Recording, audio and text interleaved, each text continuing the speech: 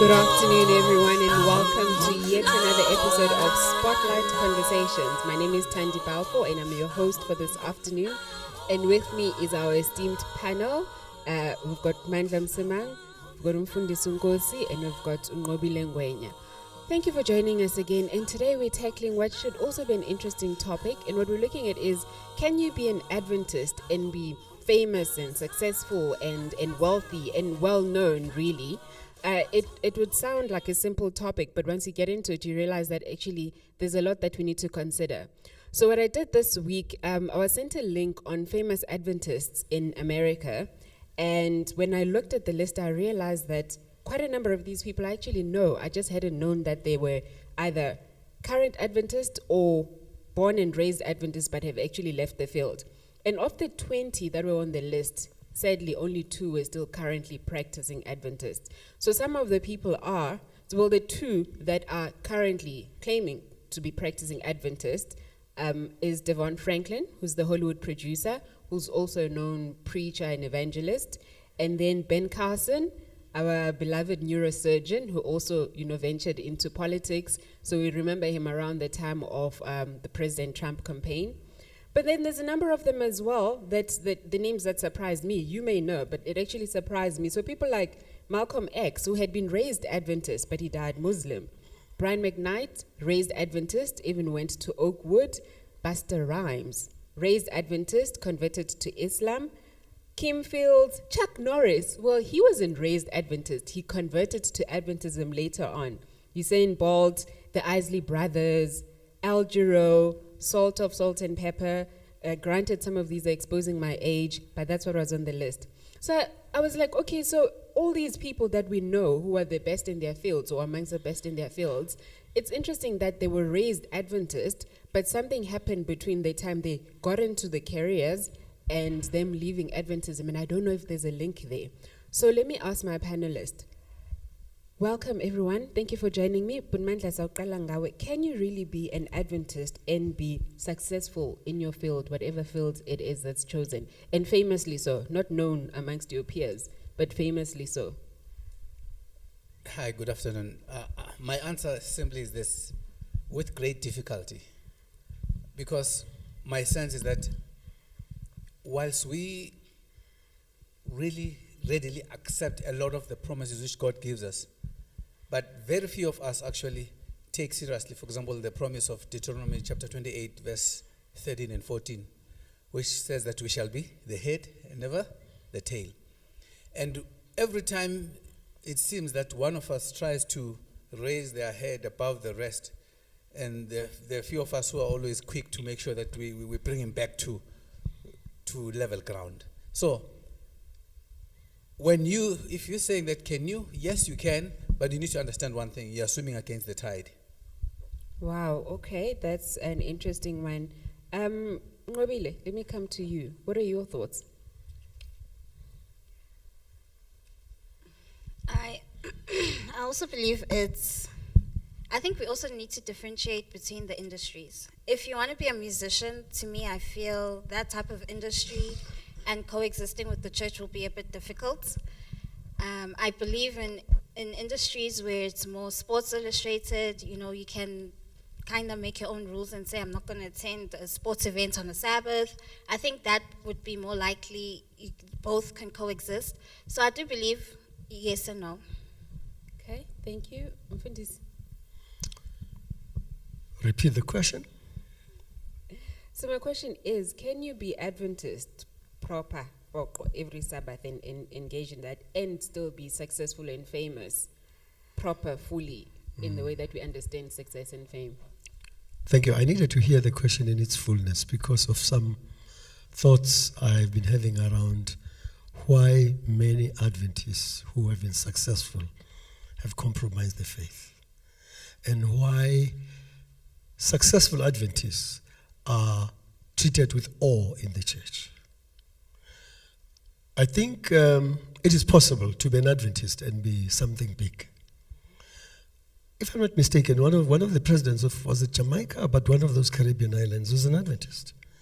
The late Dr. Joseph Kiseka, who removed Idi Amin from power, was an Adventist. So it is possible. to be an Adventist and be an achiever. There are several others one might think of. Have I answered you? Yes, you have. So it is possible, but it sounds like it's not so widespread, right? So when I looked at, for example, then I looked at famous South African Adventists, there was no article. This one article that I'm quoting is from Essence magazine, which is dated 2017, and then there's a site that basically also tabulates.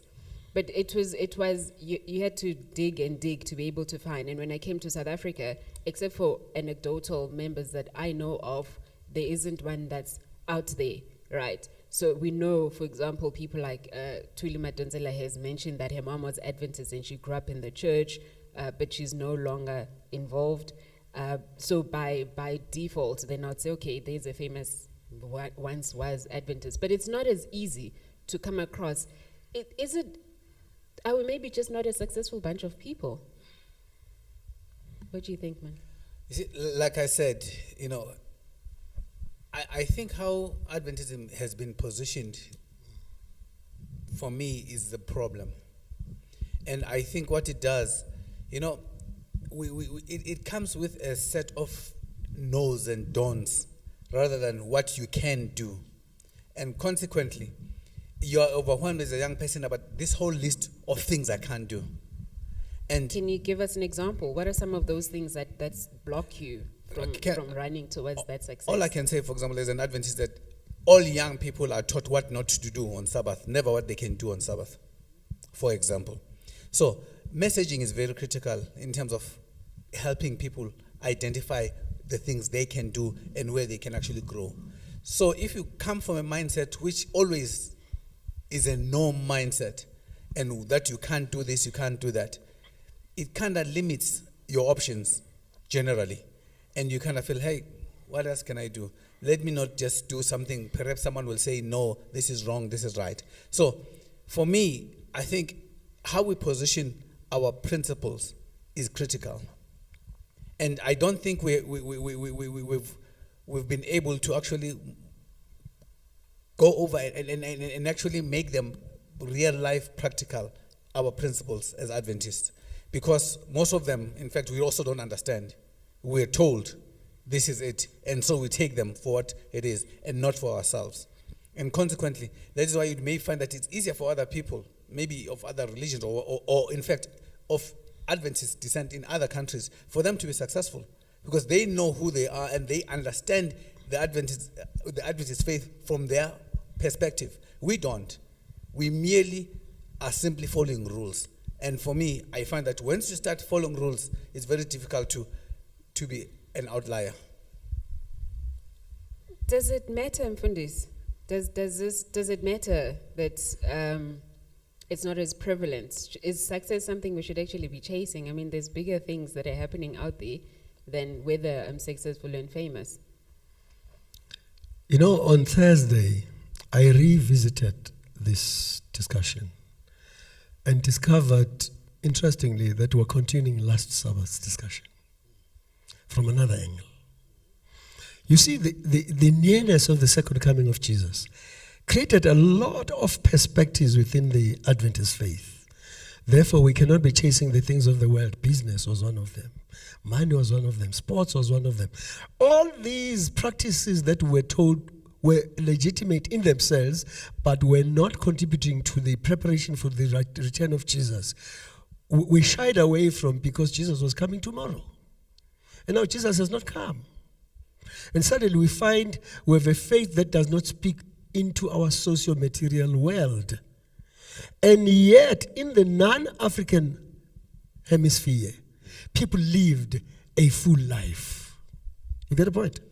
So last night I came to the conclusion that perhaps we certainly need to revisit how we were evangelized and start a new model of Adventist evangelization in this country.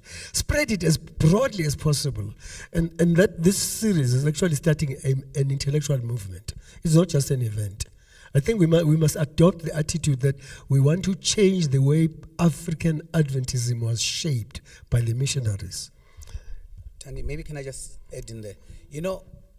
It's an editorial thing, but remember, in the late 80s, early 80s, when blacks started being accepted at Helderberg. Yes.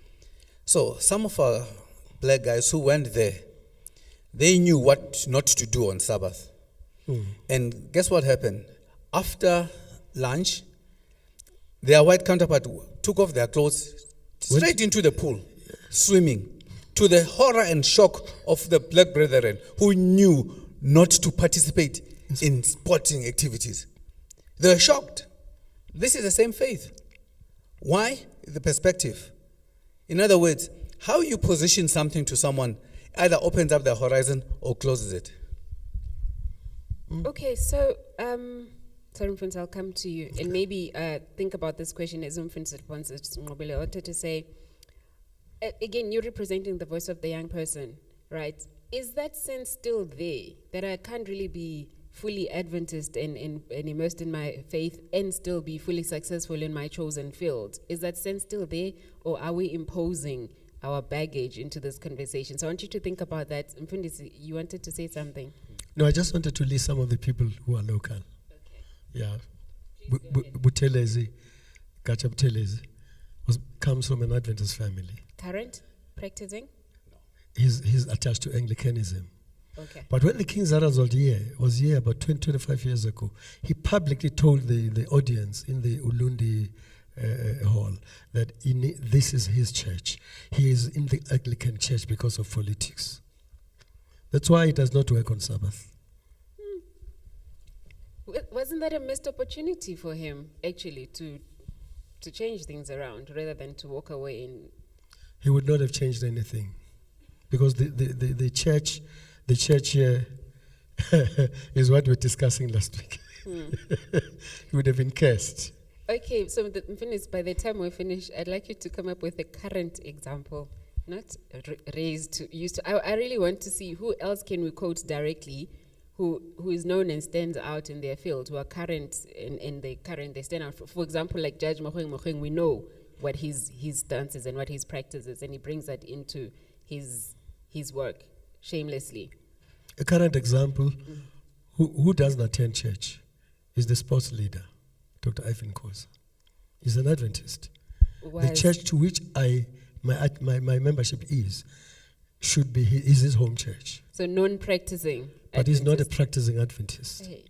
Okay. So as far as we see. Yes. Yes. Maybe he has home cell there. We don't know. Okay, so one thing I do know, he respects the church. Yes. Yeah.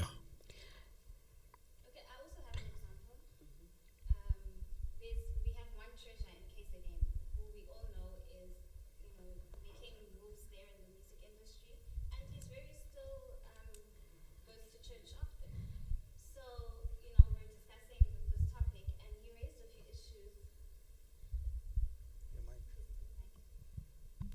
So when we're discussing this topic, so I picked his brain a bit, and he says there's a lot of issues. It's not easy to say why certain people would leave and why certain people wouldn't. And some of the things were, one, as a person who's talented in music, for instance, you don't want to sit down. You want to help with the praise and worship.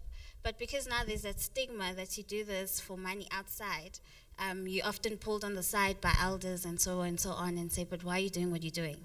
And he also often talks about how with Sunday churches, such musicians are appreciated and even paid. Whereas at your own church, you feel like you're being demonized because, you use your talents inside and outside of the church. So it gave me a perspective of, because initially my belief was, maybe some professions can't coexist with, Adventism because we have to be at church on a Saturday. Some events happen on a Saturday. How do you then balance the two? But it seems also the way we treat talented people within the church, it doesn't give them room to grow and feel appreciated. Wouldn't this, and this is to any one of you, isn't this a way of keeping ourselves humble? That we don't focus on building self and pushing self, but we focus on just being humble and appreciative of where the Lord has positioned us and that He gives us our daily bread. I certainly don't believe that way. I don't believe that could be valid. I have I have a conviction that there's a theory we inserted into Adventism in Africa for people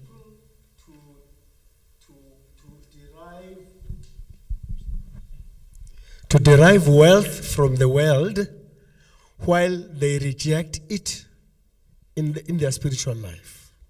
We go out to spend time with the world for 6 days or 5 days, disappear into the church and talk ill of the world or derogate the world. It's a serious contradiction in my thinking.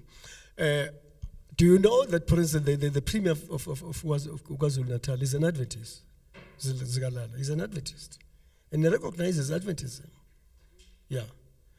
There are many Adventists we could pick up in this country, but for the challenge we have with a narrow faith that says you can only work for God if you teach or minister the word to people. And this also would need to, a discussion like this one would need to emphasize the fact that all professions, whether they contribute to the national good or to another aspect of humanity, are services to God. You don't need to be a pastor or a teacher in the church to serve God. This is my take, Tandy. You know, very much like how apartheid did to South African blacks, for example, where you are kind of shaped into specific areas of competence and others were off limits so that they can manage your growth, they can manage your thinking. This is how I feel, for me, as the church we've actually done. For example, you know, I studied law to the horror of my parents and my grandmother. I remember when I told her that I'm actually going to study law, she called me aside and we had a prayer to pray for me, you know, because obviously I'm now getting lost. You see, because again, how law was presented to us, for example, because that is what we needed as black people. We needed lawyers to help us fight against a lot of injustices. So, but no, this is not good. So, all we're good for are those things which were training us for the world to come, not for this world. And whilst you find that the people who are actually telling that are actually very much trained for this world. And consequently, for me, one of the biggest things we need to do as a church is to start redefining our relationship, not with just church, but with everything else. Because our viewpoint is not our viewpoint. We are not looking at life through our own eyes. We are looking at life through borrowed eyes, which are not even our eyes. A lot of the people don't even know what they believe is wrong, why it's wrong. They don't know. They were just told like that. And for me, therefore, is that I struggle with a concept which says that something is wrong because someone says it's wrong without actually saying, what does God actually say about this? Wow, okay, so are we not, because this is now linking even to the tone of the conversation last week, are we not crying foul too much? I mean, we're supposedly free, right? We should be making our own decisions. Are we not playing victim too much? And whilst you think on that, I just want to invite the audience to say, please remember, we are live, so your questions, your comments are much welcome. Hopefully this is something that you, if you haven't thought about, you can actually, contribute to. So please remember to send those questions or those comments to our panel and we'll get them addressed. So are we not crying foul one too many times? I think we are, and it links back to your question that can you not be successful and be an Adventist? When I read my Bible, I hear God saying, Can I use that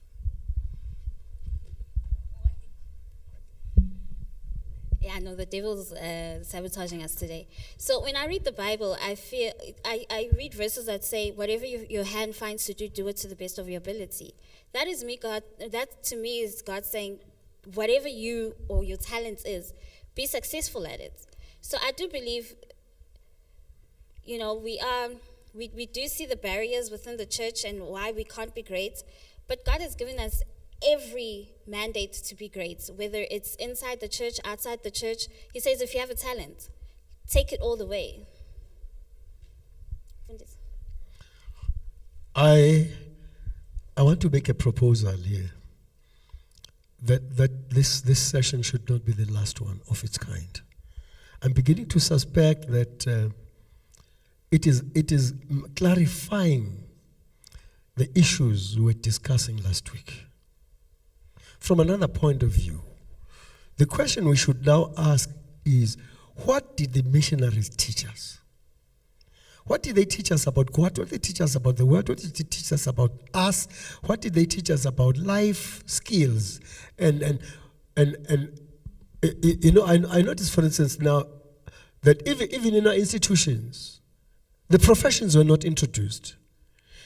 You're taught to be a pastor, to be a teacher, a clerk, or a carpenter. The other things belong to the world. Which is why we were Adventists have for years struggled with lawyers. Another problem with lawyers, of course, is Shakespearean literature. It contributed to the myth about lawyers. Shakespeare denigrates the role of lawyers in his books. Yeah, they're the guys who suck blood from people, guys who bring unconventional arguments to let people win cases and so on. And I want to suggest that perhaps what we need within the Adventist Church in Southern Africa, in Africa, is a totally new biblical epistemology. We have not read the Bible. So we have read the Bible through the eyes of white people. Okay. All right. I don't know if you want to attempt a response there, but Mandla. Yeah, it's not more. Hello. This is very right, and when I say that you cannot be bigger than where you come from. Yeah. It's not possible. You cannot reap what you didn't sow.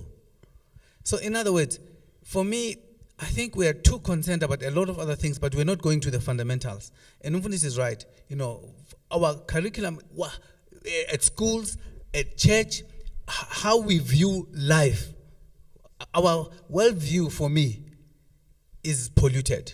Yeah. And consequently can never produce any greatness. Until such time that we are honest to say, hey, look, what happened? I will always say this, don't look where you fell. Look where you slipped. And the challenge is that we always like looking for where you fell because that's too obvious. But you don't know where you slipped. Because where you slipped, if you don't remove that peel, it will trip you again. You will fall again. And for me, I don't think we have done that as a church, as a people in general. So I went onto the General Conference website to try and find out if there's any position on this, and there wasn't. Really, I couldn't pick up any statements that talk to how we handle issues of fame or success or even excellence in general. I think, I don't know, it didn't really stand out. But then when I went on to the Spirit of Prophecy, there was a few quotations that Sister White makes about excellence in particular. So in Adventist homepage 19, she says, every Christian family should illustrate to the world the power and excellence of Christian influence, which I thought was quite powerful in that she's saying, as families, as Christian families, it's our role to actually go out there and display this excellence and this power that is contained within the Christian, within Christianity and the influence that we have, which then made me think that perhaps it's not the church as an institution that is well, quote unquote, discouraging people going out there, but it's us practicing Adventism on an everyday basis. I don't know if I'm reading that correctly. My argument is simple. We suffer from the 1844 syndrome. Jesus is coming back tomorrow, this afternoon. Therefore, we must leave everything else. A missionary whose name I will not quote, who was leader of an old union formation, talks to me while we're in Swaziland. He asks me what I want to do in life, and I tell him I'll never be a pastor, and so on. Also, I gave me a reason which was different from there's no money. I said to him, I don't like the idea of moving this way and that way. It's a rootless life. You never know where you are and who you are.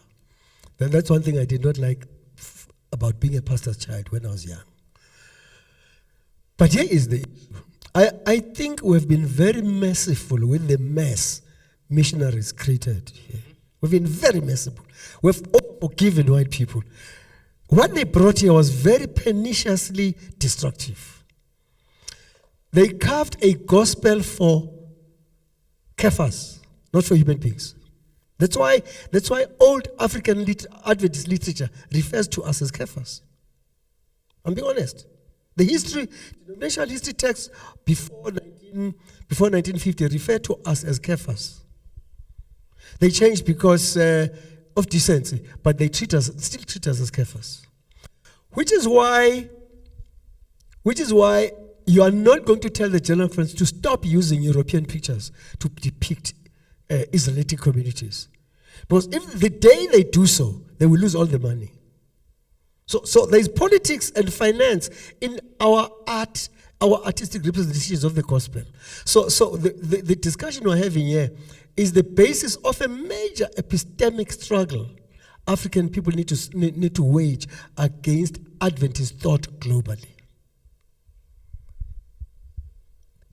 Okay, but Mandla, I hear you, Mfundisi, and I'm still stuck on we keep on referring to the past, to the past, to the church, to the past. Isn't that, are we not blocking ourselves with that mindset?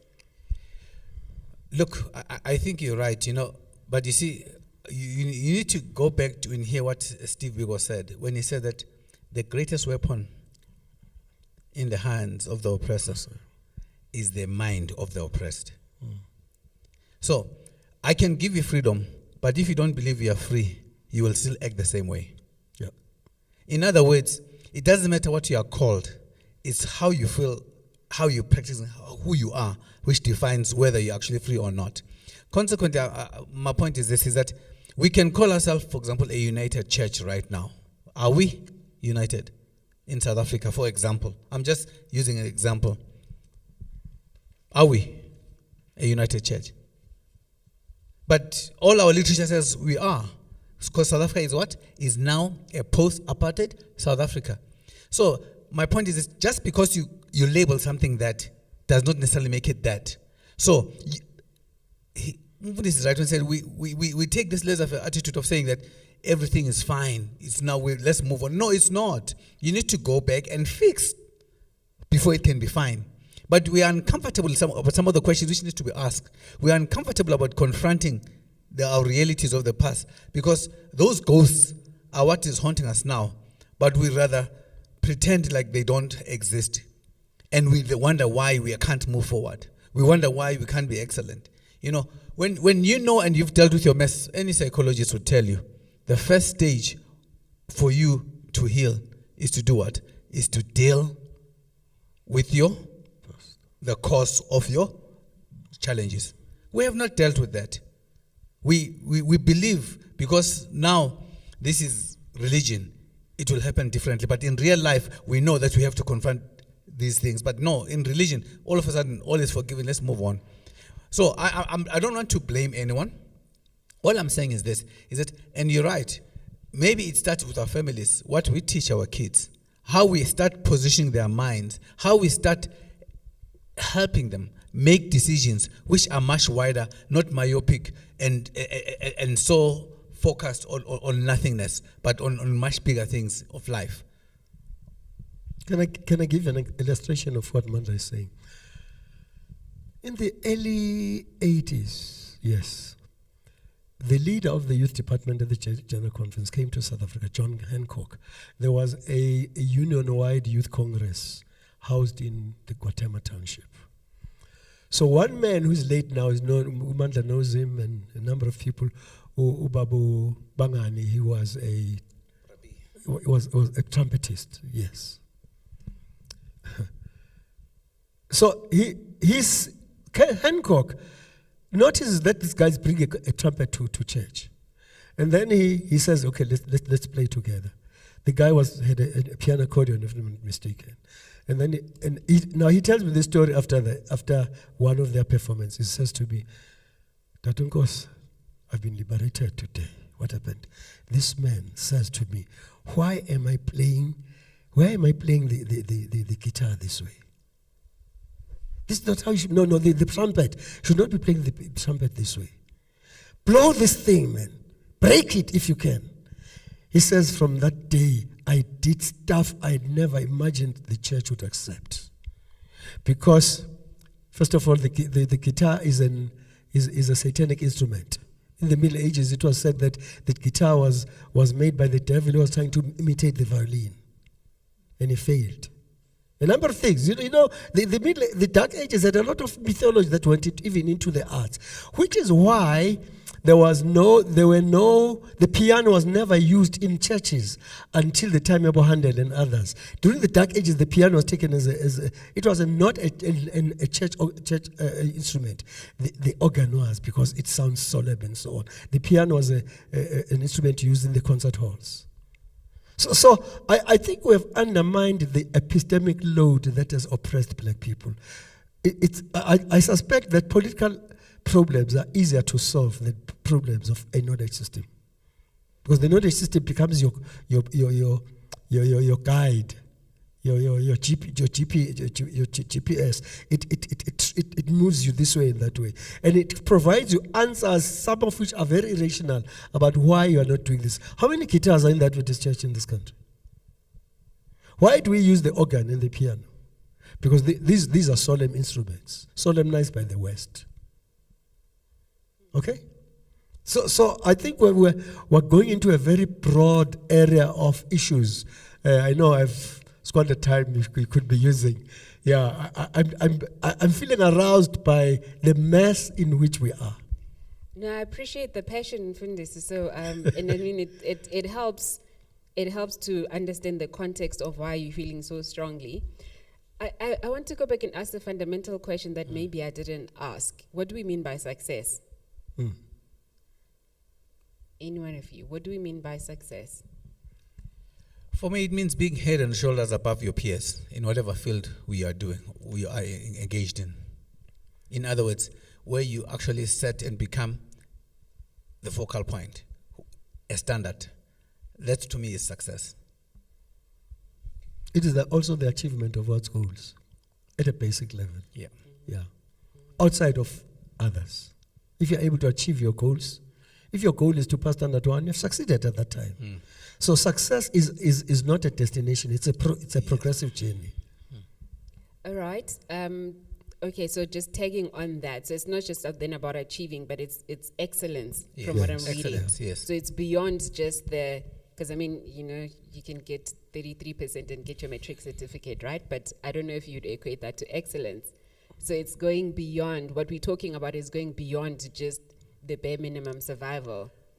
Deuteronomy 28 says that you'll be the head and not the tail. Thank you. You see, and for me, this is where Adventism is very much happy with mediocrity. Just don't shine, just be, and we forgot that sometimes, being in the middle, you're so close to the bottom as you are to the top. And with the force of gravity, chances are you'll drop down. You'll drop down anyway. So, hence I understand why, for example, Deuteronomy 28 talks about being the head. That's where you should aspire to go. Could I drop a question before you go to somebody else? Yes. Why does the Oakwood University choir move when they sing, and your choir in South Africa acts like they're statues? Same denomination, same racial profile. Why? I want to know, why do South African choirs sing like statues? Today I had to re-look at all of the, I just decided, let me go to these South African things and see. We are messed up. And this thing is primarily un-African. Africans dance, man. We sing with our whole being. Why have we solemnized staticness? Stasis. That was a rhetorical question, right? Yeah, I'm thinking. You're Let's not not looking at me to yeah, but answer. I think today we're discussing serious issues. No, I also wanted to ask, just tagging on to then that we're talking about success in terms of excellence. Does excellence come with fame? And are we maybe then not trying to avoid the fame and the notoriety that's linked with fame? That's an interesting question. As you're saying, we're looking through the list of different Adventists. Then I found that Dr. Nelson Dwight was recognized on a world standard and has a star on the Hollywood Wall of Fame. Look at that. A lot of Adventists were shocked, and they're like, but why do we need the world to then now say that we are good or that we are great? So that also gave me that question, like, is it, when the world recognizes my greatness, is that now wrong? Or can I be great and still be accepted by the church? So I also would like to hear the answer of that question, actually. Yes, because are we not then using the world standard to define what excellence is, and therefore whatever comes with it? And for me, that's exactly the problem right there. This distinction between the world and something else. Yeah. What is this other thing you're talking about? What did God say to us? What is our mandate? To be the salt of the earth. So what are we talking about? Why do we pretend as though there is a different section where Adventists should be? You should be good on earth, like all earthlings. But the Bible also says we must be separate from the world. Don't be of the world. So in terms of evil, not excellence. In terms of evil, we must not be like the world, because the world is fallen. The Bible says you are the light of the world. You don't run away from the earth in order to be the light. You have to light. The light must be seen in the earth. I think we've arrived at a point in this program where we need to talk back to our black churches, our African churches, and say, look, we've been deceived both by the world and the church. For instance, one of the things that arose in my mind when Mandla was talking the last time, he talked about success and so on. Why has a church that looks itself so uniquely and should be behaving so so righteously, why is it infiltrated with moral evil, financial evil, people who are fakes, and a lot of other things? There are even robbers in this church. Why? It is because we have taught our people faulty righteousness. Righteousness that can only be found on Sabbath and not spread throughout the week. There are many cheaters in this church as a result. You know, when God says in Matthew chapter 5 that you are first the light, and also talks about being the salt. Yes. That's about influence. How do you, in other words, we are called to be the influence in whatever field. Yes. You know, if there were a lot of great and good Adventists who are influencers in whatever field, we can change the narrative on a lot of things. Yeah. But our point is, no, we're not going to contaminate ourselves with that, lest we become part of that. But that's not what we've been called to. We have been called to get in there and change from within. Could I add to this thing, Mandla? I'm interested in the light model because I did physics at school. Look at the speed at which light travels. Look at what light does as it shoots into space. Look at things that disappear when the light comes. Look at the straightness of light. It has a moral, it has physical integrity. You don't see light moving this way and that way. You get the point? When Jesus said you are the light of the world, he spoke something. It means we must see beyond where the world sees too. While we are looking at that, we must also doctor the world. The world must be sweet to live with. So, just a reminder to you at home to say you still have an opportunity in these last remaining minutes. Please send your questions or your comments through. This conversation has definitely gone broader than what we would have thought when we started, but I think it's conversations that we do need to have. So what I wanted to ask you, and I'll come to you, is are there specific areas, and I mean, we already touched on this, started on this, are there specific areas then that are lauded more than others in terms of fields of excellence that we could venture into, as a church body? So you mentioned that, for example, when you were younger, you couldn't become a lawyer, you wanted to study law, but you needed some prayers before you went there. and I think in this, like the 21st century, you've seen a lot of times where our musicians seem to be stifled, that the music needs to be kept within the fold. And I mean, I used to think Gaithers were Adventists, right? Because we put those out there, and I thought at least there were some famous Adventist musicians until I found out that no, they are our neighbors. So it seems like, especially the arts, for me, feel really oppressed, that we can accept, Dr. Carson because, he's a neurosurgeon and we have hospitals, so that's fine. But it seems like there's a demarcation and there's a hierarchy of where we can excel and openly and worldly, so in other areas not. Am I reading it wrong? Could I give you an example? In the 70s, while I lived in Soweto, very early 70s, the world-famous boxer Archie Moore came to the Landos Church. And the journalist followed him there. He went to the fans and told them, "I'm in church today. I don't do interviews." They left him. We don't expect a world champion to be an Adventist. You see what we've done? We've created our own world inside God's world. There's no such thing as the Adventist world. There's no such thing as that. We've created a wrong epistemology about what it means to be and I think it's time we told the descendants of the missionaries, please leave us alone for a while. We're sorting out our own house. You talk about the issues of music. I mean, I was an elder at one of the churches, one of the churches some time ago, Soweto.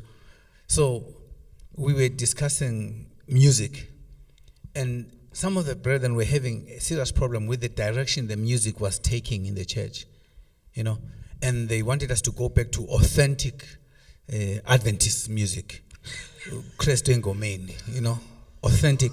So I then started asking that, so authentic, the Christian song, are those Adventist songs? They said yes. And then I went on to show, for example, how almost all those songs are not, were penned by non-Adventists. Like, I said yes. I said to me, you see, for example, when someone like Uqina composes a song, that's an Adventist song. When someone like Reality 7 composes a song, that's an Adventist song, because they are speaking from their lived experience as Adventists.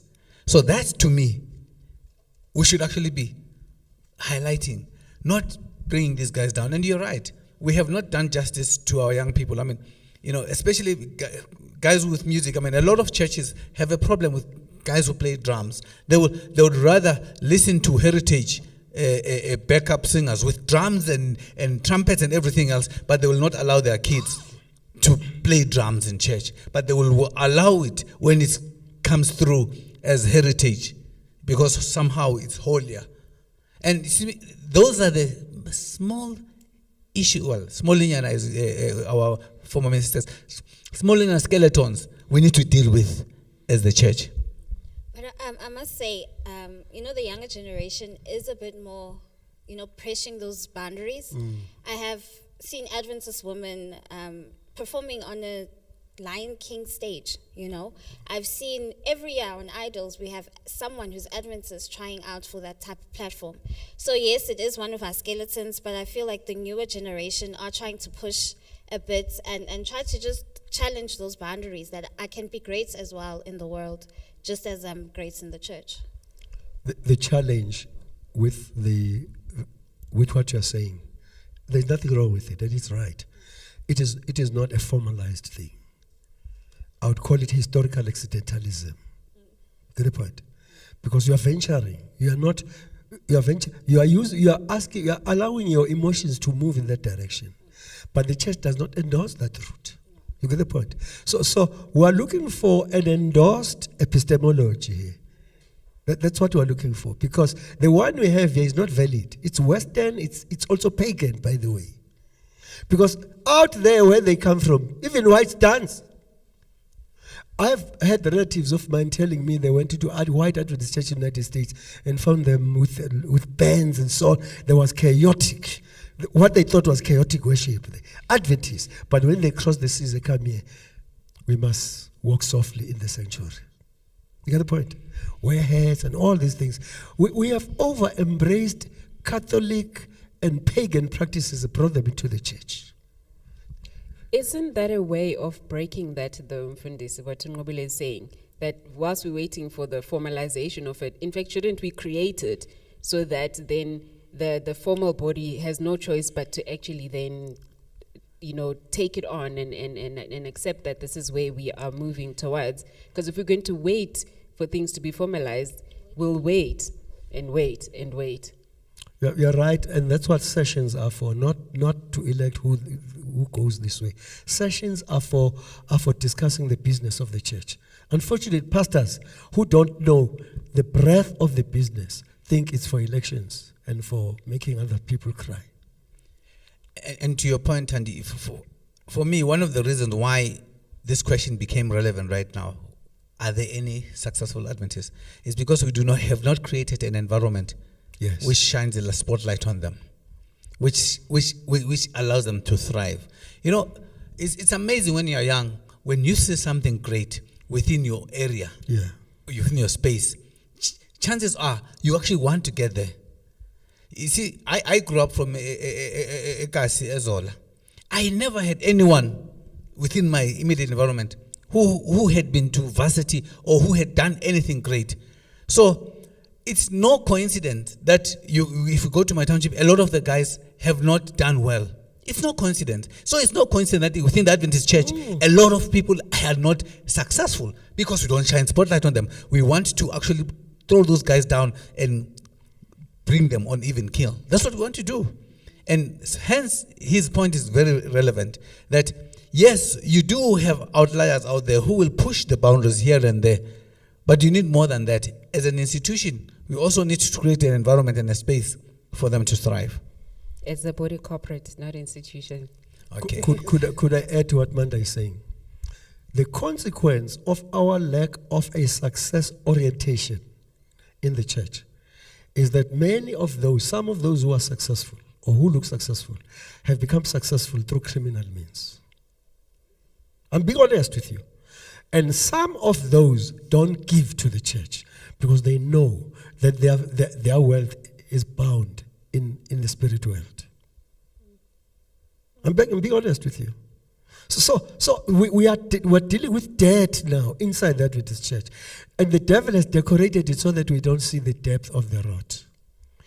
There are many Adventists who go to ancestralists, but they'll never tell you. They'll never tell you. Educated and uneducated, including pastors, unfortunately. We can't name people here, but I can tell you the black church in South Africa is highly adulterated.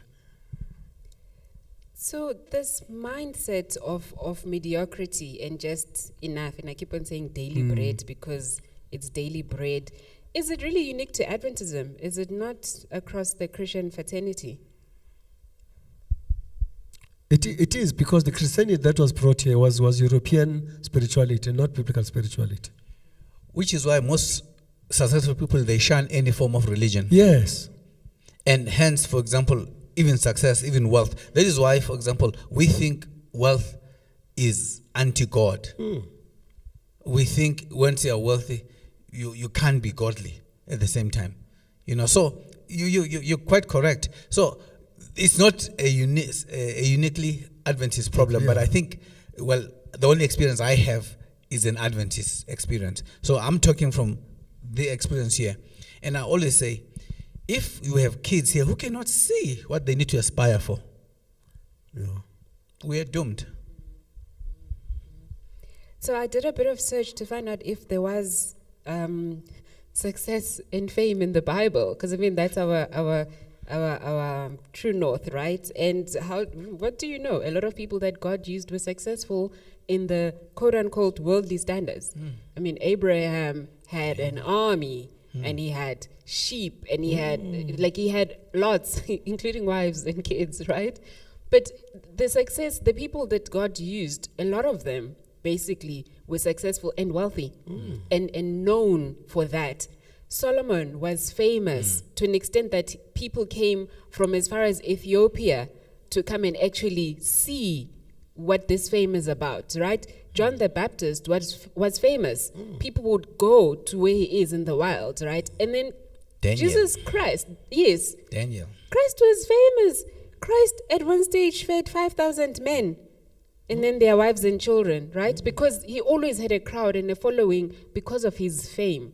So it just, again, got me thinking that why are we demonizing excellence and then the ensuing fame that will come with it, right? Why are we demonizing it? Why are we making it seem not so kosher to really have that much?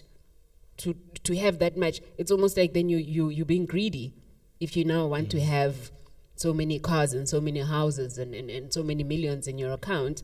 And one of the things I found within the spirit of prophecy was, then it talks about, then it becomes self-serving. So it says if we chase these things self-servingly, so then they become dangerous to us. That's the closest I could get to the discouragement. And I want to read this quote. It's a long quote, but I want to read it. It says, when the mind is youthful and vigorous and susceptible of rapid development, there's a great temptation to be ambitious for self, to serve self.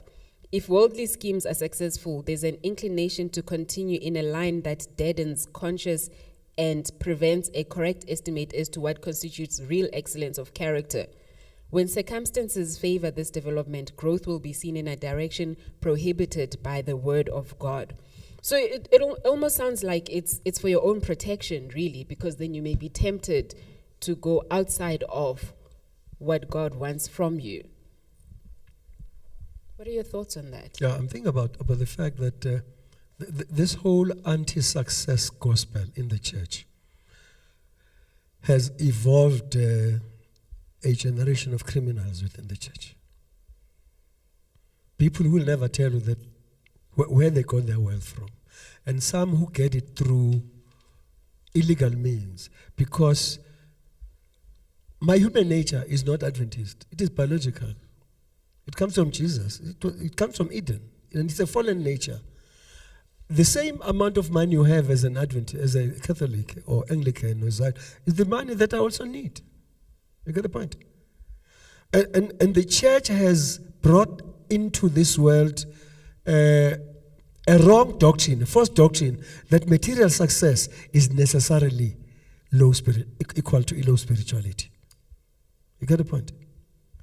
And then you begin to say, why is the church so wealthy? Why do we have the highest number of schools in the world, second to that of the Catholics, and yet we are just around 200 years old, and the Catholic Church goes back to 1,500 years? Why? Why are we competing with some of the best hospitals in the world, in the West? What has caused all that? I have a feeling that there was a gospel for England and a gospel for America and a gospel for Africa. And here we're bound by the gospel, the theology of poverty. The African must be less empowered than the white man. He must not compete with white people. He must be less resourced so that they stay dependent on us. It's a big story. Mm-hmm. And yet we've seen successful, famous people then fall, right? Then do things that will not be considered morally upright, or live lives that are not considered morally upright. So again, is this not a way to protect us from the temptations that come with what that world would expose you to? I view it differently.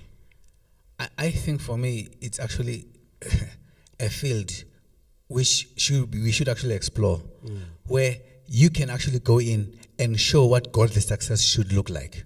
Yeah. I think, to me, that's what a SALT model is all about. It's not about avoiding, it's about getting in and changing for the better and changing for the good. What does God call us to do? Micah 6, my famous verse. What does God expect of us? To do good. And that's what we need to do. Our excellence should not be for ourselves, but should be the influential one, which is about making sure that things are better for everyone around her. All right, we seem to have a comment. So let me just read what it says before we start wrapping up, because I realize that we've also run out of time. I wish the comments would come in much earlier so that we can hear your voice as well. So there's an accolade for Mfundisi. Tom Melato, they says, Mfundisi, wow, I'm flabbergasted. Sfiso Mashwama says, apparently poverty is close to godliness. Jesus suffered, so as his followers, we should suffer. I hope he's saying this tongue in cheek, Sfiso. I hope you're not really saying this because that's the gospel we want to push through. But it does seem to be the gospel that does get encouraged, and that does have, it then has an influence, as we've said, on how far we can actually go. You can only go so far before you become greedy. Then beyond that, it actually is greed. As we start wrapping up, I want us to then say, so what's next? So again, we can see how this is limiting us, this is stifling us as Christians, because I want to be fully Christian and to fully achieve, and self-actualize in whatever area, in whatever talents that the Lord has put in my heart, without one contradicting the other, or without me feeling that I need to compromise the other, or as the people that I read about earlier on, then leave the church to then pursue this. Where do we start to shift that mindset, especially for the young ones? I think that's my last question for yourselves as we close. Any comment? Fine. A simple proposal. I think we need to start a program in a church like Calvin and others where we push for excellence in everything we do. Because black people have been made to believe that anything will give them pass in life. Which is why people get a 40% and pass. And then we come to church and read things like higher than the highest, but in the school we want to achieve 30%. It's a serious contradiction. I think the other thing Adventists need to start doing now is to start reading their own material, because we have enough material to make us distinct. And stop listening to the world. Thank you, Mfundisi. Your last words on that? We definitely just change the story behind what success is. You can be successful in whatever profession you've chosen, and God endorses you to be successful, and change that organization that you are in, or in that industry that He's placed you in. Thank you. Your last words? For me, it's just don't believe anyone who tells you not to do something, unless it's God who says not to do something. Thank you. Thank you so much, everyone. Thank you, everyone at home, for tuning in. And I think if you forget everything we said today, remember this phrase: you're the heads and not the tails in whatever it is that you find yourself doing. And I would wish you a successful week going forward, and please aim for that excellence. The spirit of poverty and mediocrity is not godly.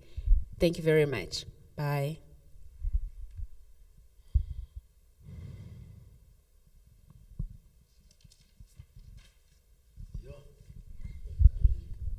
Are we done?